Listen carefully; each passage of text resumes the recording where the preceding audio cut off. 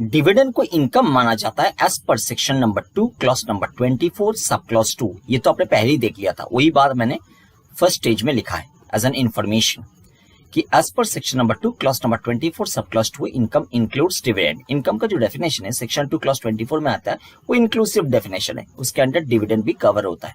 एक बात आपको समझ में आ गया कि डिविडेंड को इनकम कंसीडर किया जाता है as per section number 2 clause number 24 sub clause 2। तो section number 2 clause number 24 sub clause 2 के अनुसार डिविडेंड को इनकम कंसीडर किया जाता है एंड वही इनकम को चार्जेबल किया जाता है under the head income from other sources in the hands of the share holders by virtue of the provisions mentioned in section number 56 subsection 2 clause number 1। मतलब section number 56 subsection 2 clause number 1 होता है charging section of dividend. अच्छा, main question जो arise होता है वो होता है कि sir income from other sources head के अंडर चार्जेबल होता है डिविडेंड, बट डिविडेंड चार्जेबिलिटी का बेसिस क्या है? मतलब डिविडेंड जो हम लोग चार्जेबल करेंगे अदर सोर्सेज हेड के अंडर एक पर्टिकुलर शेयर होल्डर के हाथ में, चार्जेबिलिटी का बेसिस क्या होगा? हम लोग चार्ज करेंगे डिविडेंड को अदर सोर्सेज हेड के अंडर कैश बेसिस पे कि एक्रूअल बेसिस पे? डिविडेंड मिलने में चार्जेबल होगा कि डिविडेंड एक्रू होने में ही चार्जेबल हो जाएगा? डिविडेंड का बेसिस ऑफ चार्जेबिलिटी क्या होगा? कैश बेसिस की एक्रूअल बेसिस? देखो इसके बारे में भी आपको थोड़ा सा एक आइडिया है। एक होता है सेक्शन नंबर 145 जो बेसिस ऑफ चार्जेबिलिटी के बारे में बताता है, क्लियर? उसके बारे में मैंने नेक्स्ट लिखा है। तो ये बात हो गया as per section number 56 subsection 2 clause number 1 dividend shall be chargeable to income tax under the head income from other sources in the hands of the shareholders. And next section number 145 जो basis of chargeability बताता है। देखो section number 145 का एक gist मैंने यहाँ पे provide किया है, पूरा सेक्शन 145 मैंने प्रोवाइड नहीं किया है। सेक्शन नंबर 145 का जिस्ट प्रोवाइड किया है in the context of income from other sources, जो अभी समझने के लिए जरूरी है। पूरा सेक्शन 145 बीच बीच में बहुत सारा बार मैंने स्टडी आपके लिए प्रोवाइड किया है, तो अभी in the context of other sources section number 145 को स्टडी करेंगे। क्या बता रहे 145? Income under the head income from other sources shall be chargeable on accrual और cash basis depending on method of accounting और regularly followed by the assessee, that is either mercantile और cash system of accounting. Mercantile मतलब accrual. Same concept also applies in the case of PGBP. तो other sources अभी study कर रहे हैं। Other sources के लिए सेक्शन 145 क्या बता रहे? 145 बता रहे कि अदर सोर्सेस हेड के अंडर जितना सारा इनकम का एलिमेंट होता है, वो सारा इनकम को अकाउंटिंग करने के टाइम में कौन सा बेसिस पे अकाउंटिंग किया गया था इन दी अकाउंटेंसी। एसएससी अपना अकाउंटिंग करने के टाइम में अदर सोर्सेस के अंडर जितना सारा इनकम का एलिमेंट होता है, वो सब इनकम को अकाउंटिंग का पढ़लांस में कौन सा मेथड में अकाउंटिंग किया था अकाउंटेंसी में? कैश बेसिस रेगुलरली फॉलो कर रहे थे कि एक्रूअल बेसिस रेगुलरली फॉलो कर रहे थे? अगर कैश बेसिस रेगुलरली फॉलो कर रहे थे तो इनकम फ्रॉम अदर सोर्सेज का कैलकुलेशन जब होगा under the income tax act 1961 तो वही बेसिस फॉलो किया जाएगा। अगर अकाउंटिंग करने के टाइम में मार्केंटाइल बेसिस मतलब एक्रूअल बेसिस फॉलो किया गया था तो अदर सोर्सेज का कैलकुलेशन जब हम लोग करेंगे under the income tax act 1961 for the purpose of income tax, उस टाइम में हम लोग मार्केंटाइल सिस्टम ही फॉलो करेंगे। तो अकाउंटेंसी में रेगुलरली कौन सा मेथड फॉलो किया जाता था, वही मेथड यहाँ पे भी फॉलो किया जाएगा at the time of calculation of income under the head income from other sources as per Income Tax Act 1961. But this concept will not hold good in the case of dividend. Dividend का basis of chargeability के लिए section number 145 आप follow नहीं कर सकते। Section 145 common section है for the purpose of understanding basis of chargeability, but dividend का basis of chargeability दिया गया है सेक्शन नंबर 8 में, तो सेक्शन नंबर 8 आपको फॉलो करना पड़ेगा। सेक्शन नंबर 8 होता है स्पेसिफिक बेसिस ऑफ चार्जेबिलिटी का section for the purpose of dividend. Income from other sources का बाकी एलिमेंट के लिए हम लोग ऑब्वियसली सेक्शन नंबर 145 को फॉलो करेंगे to understand the basis of chargeability, but dividend income का बेसिस ऑफ चार्जेबिलिटी अंडरस्टैंड करने के लिए हम लोग सेक्शन नंबर 8 को फॉलो करेंगे। तो आइए सेक्शन नंबर 8 को देखते हैं। देखिए लिखा गया है एक्सेप्शन, मतलब बेसिस ऑफ चार्जेबिलिटी जो कॉमन सेक्शन है सेक्शन नंबर 145 जो इनकम फ्रॉम अदर सोर्सेज के ऊपर अप्लाई होता है, इनकम फ्रॉम अदर सोर्सेज का एक पर्टिकुलर एलिमेंट डिविडेंड के ऊपर अप्लाई नहीं होगा, इसीलिए एक्सेप्शन में डाला गया डिविडेंड को, और इसके लिए अप्लाई होगा सेक्शन नंबर 8। लिखा हुआ exception, dividend is charged as per method specified in section 8।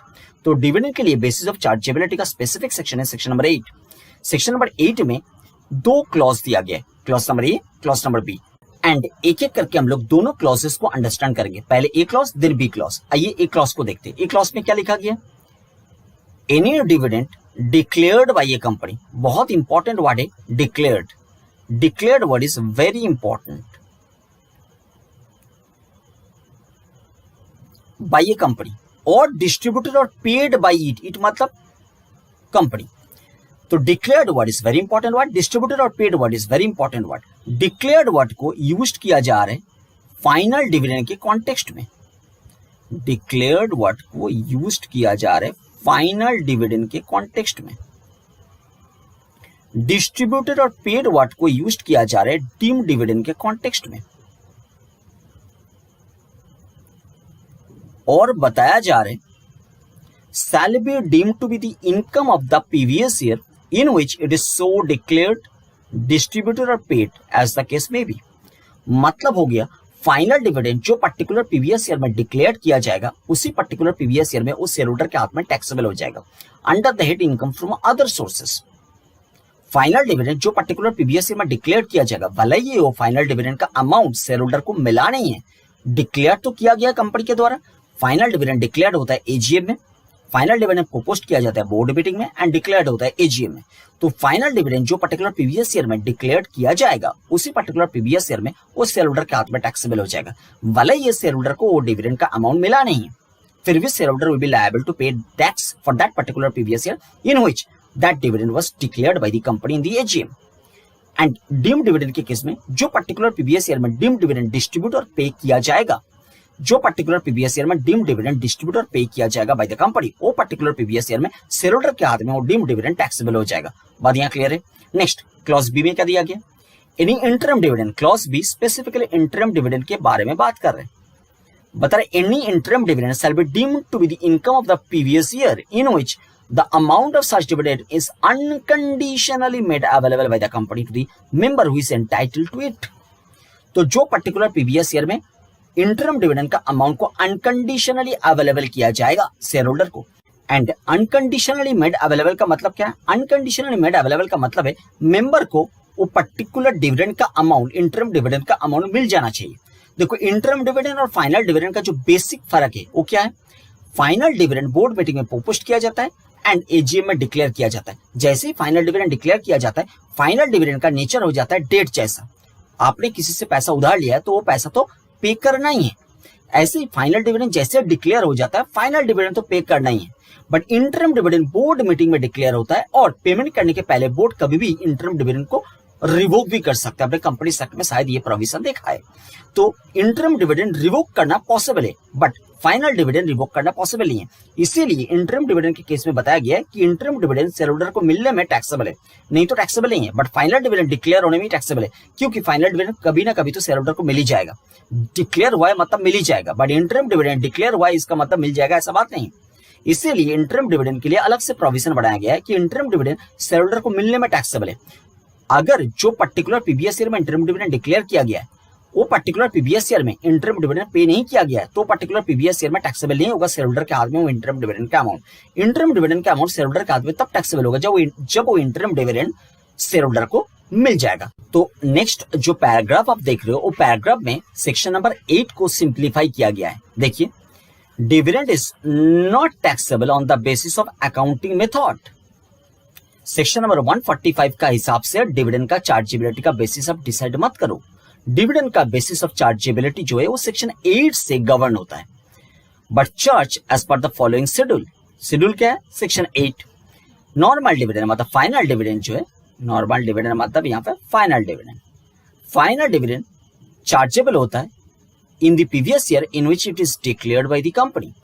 Interim dividend chargeable होता है in the year in which amount of dividend is unconditionally made available to the member of the company who is entitled to get that dividend. Deemed dividend chargeable होता है in the hands of the shareholder in the previous year in which it is distributed or paid by the company. और इसके बाद हम लोग section number 9 को भी एक बार स्टडी करेंगे। इनकम टैक्स में ऑल टुगेदर कितना सेक्शन से अगर आपसे हम पूछेंगे तो आप क्या बोलोगे, आप बोलोगे सर इनकम टैक्स स्टार्ट होता है सेक्शन नंबर 1 से और जाके एंड होता है सेक्शन नंबर 298 में, इतना पता है। ऑल टुगेदर कितना सेक्शन से वो पता करने के लिए तो काउंट करना पड़ेगा, ये पॉसिबल नहीं है। बट सेक्शन स्टार्ट होता है 1 से और जाके एंड होता है सेक्शन नंबर 298 में। ठीक है, सेक्शन नंबर 1 क्या होते हैं आप क्या बताओगे, आप बताओगे सर सेक्शन नंबर 1 हर एक लॉ के लिए कॉमन बात करता है। सेक्शन नंबर 1 बात करता है हर एक लॉ के लिए शॉर्ट टाइटल एक्सटेंड कमेंसमेंट। तो शॉर्ट टाइटल एक्सटेंड कमेंसमेंट के बारे में लिखा गया है सेक्शन नंबर 1 में। सेक्शन नंबर 2 क्या होता है, डेफिनेशन होता है। सेक्शन नंबर 2 में basically section number 2 clause number 1 से डेफिनेशन स्टार्ट होता है, सेक्शन नंबर 2 क्लॉज नंबर 48 में डेफिनेशन एंड होता है। इसका मतलब ये नहीं है कि ऑल टुगेदर 48 डेफिनेशंस प्रोवाइड किया गया इनकम टैक्स में, ऐसा नहीं है। इनकम टैक्स में डेफिनेशन स्टार्ट हो रहा है सेक्शन नंबर 2 क्लॉज नंबर 1 में, सेक्शन नंबर 2 क्लॉज नंबर 1 होता है एडवांस टैक्स का definition, section number 2 clause number 48 में जाकर डेफिनेशन एंड होता है, और सेक्शन नंबर 2 क्लॉज नंबर 48 होता है जीरो कूपन बॉन्ड का डेफिनेशन। सेक्शन नंबर 3 क्या होता है? सेक्शन नंबर 3 भी डेफिनेशन का ही सेक्शन होता है। सेक्शन नंबर 3 प्रीवियस ईयर को डिफाइन करता है। सेक्शन नंबर 4 क्या होता है? सेक्शन नंबर 4 चार्जिंग सेक्शन होता है। सेक्शन नंबर 5 क्या होता है? Section number 5 scope of total income के बारे में बात करता है। सेक्शन नंबर 6 क्या होता है? सेक्शन नंबर 6 रेसिडेंशियल स्टेटस के बारे में बात करता है। Section number 7 deemed to be received वाला इनकम के बारे में बात करता है। सेक्शन नंबर 8 आज अपने स्टडी किया basis of chargeability of dividend income. Section number 9 क्या होता है? सेक्शन नंबर 9 बात करता है इनकम डीम्ड टू एक्रू और अराइज के बारे में बात करता है। इसी कॉन्टेक्स्ट में मतलब डिविडेंड के कॉन्टेक्स्ट में हम लोग स्टडी करेंगे section number 9 subsection 1 clause number 4 को। Section number 9 subsection 1 clause number 4 को आइए स्टडी करते हैं। सेक्शन नंबर 9 सबसेक्शन 1 क्लॉज 4 क्या बात कर रहे हैं? Dividend shall be deemed to accrue or arise in India if it is declared by an Indian company। अगर इंडियन कंपनी डिविडेंड डिक्लेयर करे तो माना जाएगा डिविडेंड इनकम इंडिया में एक्रू हुआ है और अराइज हुआ है। अगर इंडियन कंपनी डिविडेंड डिक्लेयर करे तो माना जाएगा वो डिविडेंड इंडिया में एक्रू किया है और राइज किया है। यह बात याद रखना पड़ेगा। Now you have already red section number 9 subsection 1 clause number 4।